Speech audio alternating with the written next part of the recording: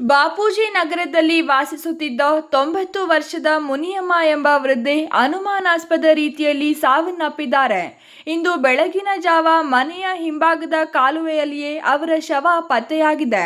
ಸ್ಥಳಕ್ಕೆ ತಕ್ಷಣವೇ ನೆರೆಹೊರೆಯವರು, ಸ್ಥಳೀಯರು ಜಮಾಯಿಸಿ ಪೊಲೀಸರಿಗೆ ಮಾಹಿತಿ ನೀಡಿದ್ದಾರೆ.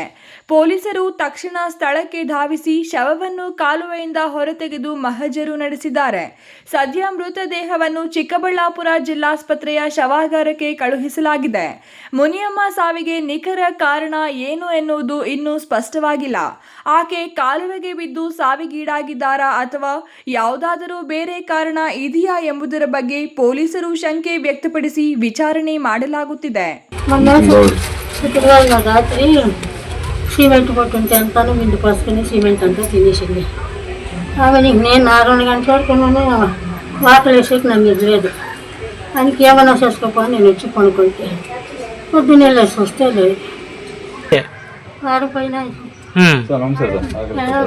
అంతా ఇప్పుడు ప్లాస్టిక్ సిక్కలేదు. వస్తుంది కానీ ఇప్పుడు కనపడ 90 ఏళ్ళు.